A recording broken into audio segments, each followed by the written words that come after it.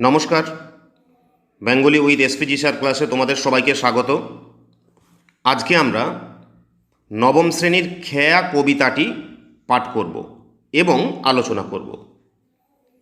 নবম শ্রেণীতে যে খেয়া কবিতাটি পাঠ্য সেটি বিশ্বকবি রবীন্দ্রনাথ ঠাকুরের লেখা চৈতালি কাব্যগ্রন্থ থেকে সংকলিত এবং এই খেয়া কবিতাটি একটি সনেট বা চতুর্দশপদী কবিতা। এই কবিতাটির বিষয়বস্তু বা ভাববস্তু সংক্ষেপে একটু বলে নিই, তারপর প্রত্যেকটি পংক্তি ধরে আমরা বিশ্লেষণ করব। মানব সভ্যতার অনিবার্য প্রবাহকে অতীত, বর্তমান ও ভবিষ্যতের প্রসারিত আঙ্গিনা থেকে অবলোকন করে রবীন্দ্রনাথ দেখেছেন তা বিবর্তনের পথে পথে নানান বাঁকে প্রবাহিত হয়েছে এবং তাতে এসেছে বিচিত্র উত্থান পতন। ক্ষমতার দম্ভে কখনো কম্পিত হয়েছে এই বিশ্ব, কখনো বা হিংসায় উন্মত্ত হয়েছে, কখনো বা নির্বিকার বা উদাসীন থেকেছে। সবার অলক্ষ্যে যে জীবনধারা বয়ে চলেছে সাধারণ মানুষের মধ্যে তা যেন ক্লান্তিহীন এবং সেখানে কোনো উত্তেজনা বা উন্মাদনা নেই। দুই পারের নদীতটকে জীবন রসে আর্দ্র করে মানব সভ্যতা বয়ে চলেছে অনন্তের উদ্দেশ্যে। নবীনের আগমন ঘটেছে, প্রবীণ চলে গেছে দূরে, কিন্তু তার চলন অবরুদ্ধ হয়নি। ধীর, নিশ্চিত, গতিশীল অথচ নিরুচ্চারিত থেকে মানব সভ্যতার এই মহৎ প্রবাহ চিরপ্রবহমান।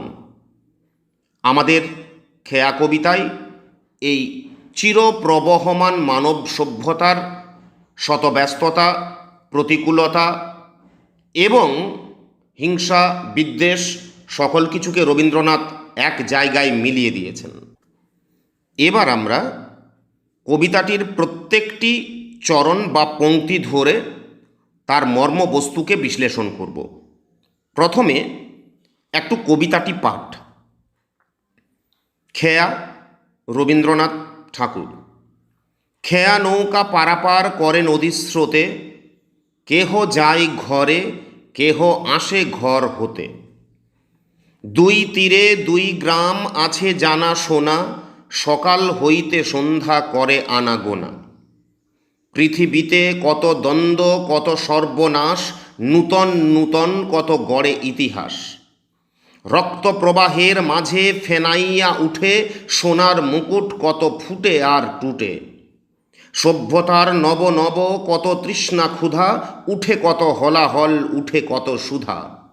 শুধু হেথা দুই তীরে কেবা জানে নাম, দোহা পানে চেয়ে আছে দুইখানি গ্রাম।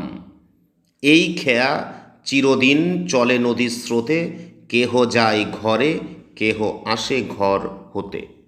এই হলো আমাদের 14টি পংক্তিতে বিন্যস্ত খেয়া নামক সনেট বা চতুর্দশপদী কবিতাটি। এবার আমরা কবিতাটির বিশ্লেষণে আসব। খেয়া নৌকা পারাপার করে নদীর স্রোতে, কেহ যায় ঘরে, কেহ আসে ঘর হতে। এখানে কবি কি বোঝাতে চেয়েছেন? আমরা সবাই জানি যে আমাদের বাংলাদেশে সাধারণ মানুষের যোগাযোগের প্রধানতম মাধ্যম হল নৌকা। এই খেয়া নৌকা মানে খেয়া পারাপারকারী নৌকা। খেয়া মানে হলো নদীর পারাপারের যে কর্ম সেটা খেয়া, আর খেয়া নৌকা সেই পারাপার করে যে নৌকা সেটাকে আমরা বলি খেয়া নৌকা। রবীন্দ্রনাথ যে সময়ে এই কবিতাটি লিখেছেন তখন গ্রামীণ তথা পল্লী জীবনে এক নদীকেন্দ্রিক সভ্যতার কথাই আমরা এখানে পেয়ে যাই। নদীর দুই পারে বসবাসকারী মানুষের যোগাযোগের মাধ্যম যেহেতু নদীপথ ছিল, সেই কারণেই খেয়া নৌকাতেই দুপারের মানুষের পারাপার সম্ভব হতো। নদী তীরবর্তী দুই গ্রামের মানুষদের জীবন প্রবাহ আবর্তিত হতো এই নৌকার মাধ্যমে। জিনিসপত্রের আদান প্রদান হতো, ভাবের আলাপন হতো এই নৌকাকে কেন্দ্র করে। বস্তুত সংযোগ সাধনের মাধ্যম রূপে খেয়া নৌকা আমাদের মানব জীবনের সেই সময় একটা অঙ্গাঙ্গী বিষয় হয়ে ওঠে। এবং কবি এখানে শুধুমাত্র এই খেয়া নৌকার কথা বলেননি, জীবন মৃত্যুর যে লীলা খেলা সেই জায়গাটাকেও কবি খেয়া নৌকার আসা যাওয়ার মাধ্যমে ফুটিয়ে তুলতে চেয়েছেন। নৌকার যাত্রীরা তাদের নিজেদের ঘর থেকে ঘাটে এসে নদীপথ পারাপারের জন্য প্রয়োজনীয় কার্যসিদ্ধি করে। কর্মমুখর জনতার এই কার্যক্রম নিত্যদিন ধরে চলেছে। এই আসা যাওয়া জীবনের মূল বহমানতাকেই যেন ফুটিয়ে তোলে। শত দ্বন্দ্ব মুখরতার মধ্যেও সাধারণ মানুষের জীবনের এই বহমানতার মর্মসত্যটি খেয়ার রূপকে ফুটিয়ে তুলতে চেয়েছেন কবি। এ যেন আমাদের নিত্য যাওয়া আসা, সেই যেমন আমরা যথা হইতে আসি আবার তথায় ফিরিয়া যাই, সেই জগতে, এই জগৎ ছেড়ে একটা পারলৌকিক জগতে চলে যাওয়ার জন্য আমরা যেন সবাই নদী তীরে দাঁড়িয়ে আছি। পরের দুটো চরণ, দুই তীরে দুই গ্রাম আছে জানা শোনা, সকাল হইতে সন্ধ্যা করে আনা গোনা। কবি এখানে কি বোঝাতে চেয়েছেন? না, এই খেয়া নৌকা শুধু মানুষ কিংবা পণ্য পারাপারি করে না, তার সঙ্গে পারাপার করে সংস্কৃতি ও জীবনযাপন পদ্ধতি। নদীর স্রোতের টানে তার পার্শ্বস্থ দুটি গ্রাম উভয়ের দীর্ঘকালের পরিচিতি বহন করে নিয়ে চলেছে এবং তা ছড়িয়ে দিচ্ছে অপরের মধ্যেও। এভাবেই তাদের মধ্যে, তাদের সংস্কৃতির মধ্যে যেন একটা জানাশোনা সম্ভব হচ্ছে। পরের দুটো চরণ, পৃথিবীতে কত দ্বন্দ্ব, কত সর্বনাশ, নূতন নূতন কত গড়ে ইতিহাস, রক্ত প্রবাহের মাঝে ফেনাইয়া ওঠে, সোনার মুকুট কত ফুটে আর টুটে। এই চারটি পংক্তির অর্থ কী? খেয়া কবিতাটির মধ্যে কবির মর্তপ্রীতি বা মানবপ্রীতির কোনো অভাব নেই।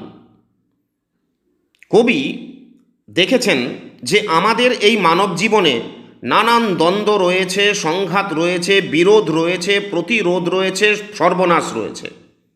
নব নব চিন্তা চেতনার সঙ্গে প্রাচীনের দ্বন্দ্ব সংঘাতে গড়ে ওঠে কত ভালো মন্দের ইতিহাস। সবটাই যে মানব জীবনে সুখকর তা নয়, বহু ক্ষেত্রেই দুঃখময় ইতিহাসও গড়ে ওঠে। কিন্তু অগ্রসরমান সমাজে সুখ দুঃখ দুই মানব জীবনের চরম সত্য। কবি এই চরম সত্যের ব্যাপারটিকে এই কবিতায় যেন ফুটিয়ে তুলেছেন। আসলে কবি কি বলতে চেয়েছেন? কবি বলতে চেয়েছেন রাজকীয় শক্তির দম্ভে প্রতিষ্ঠিত হয় রাজশক্তির মূল্যবান প্রতীক তার সোনার মুকুট, কিন্তু কালের নিয়মে সেই সোনার মুকুট একদিন টুটে যায়, অর্থাৎ চূর্ণ বিচূর্ণ হয়ে যায়, পতনের অতলে তলিয়ে যায়। আবার কোথাও দেখি সেই রাজশক্তি প্রতিষ্ঠিত হয়, অর্থাৎ প্রস্ফুটিত হয় বা ফুটে ওঠে। তো নদীর স্রোতে কিন্তু খেয়া নৌকার যাতায়াত কিন্তু তবু বন্ধ হয় না। এত সব সত্ত্বেও নদীর স্রোত সমানভাবে প্রবহমান, সময়ের পরিবর্তনেও তার কোনো পরিবর্তন হয় না। মানব জীবনে যেমন জন্ম মৃত্যু সত্য, তেমনি এই খেয়া নৌকার আসা যাওয়াও যেন তেমনই শাশ্বত সত্য। পরের দুটি চরণ আরও তাৎপর্যপূর্ণ। সভ্যতার নব নব কত তৃষ্ণা ক্ষুধা, উঠে কত হলাহল, উঠে কত সুধা। অর্থটা কি? মানুষ তার জীবনযাত্রার মানকে ক্রমাগত উন্নতির পথে নিয়ে যাওয়ার চেষ্টা চালিয়েছে এবং চালাচ্ছে। তার এই ক্রমোন্নতির ইতিকথাই হলো মানব সভ্যতার ইতিহাস। মানুষ যত সুখ স্বাচ্ছন্দ্য পেয়েছে, ততই তার মধ্যে আরও বেশি পাওয়ার আকাঙ্ক্ষা বা লোভ জেগেছে। সভ্যতার অগ্রগতি মানুষের হাতে ভয়ঙ্কর অস্ত্রের যোগান দিয়েছে। ক্ষমতা দখলের লোভে মানুষ মেতে উঠেছে রক্তক্ষয়ী যুদ্ধে। এক সাম্রাজ্যের অবসানে সূচনা হয়েছে নতুন সাম্রাজ্যের। রক্তস্রোতের মধ্যেই যেন লেখা রয়েছে সেই মানব সভ্যতার ইতিহাস। আমরা পৌরাণিক কাহিনীতে দেখেছি সমুদ্র মন্থনে হলাহল এবং সুধা, অর্থাৎ বিষ আর অমৃত দুই উঠেছিল।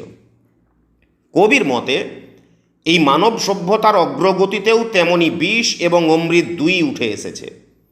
কবি সভ্যতার ক্ষতিকারক রূপকে বিষ আর কল্যাণময় রূপকে সুধা বলেছেন।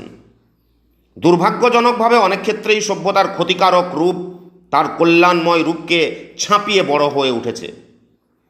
নাগরিক জীবনের এই পরিণতি কবিকে কষ্ট দিয়েছে।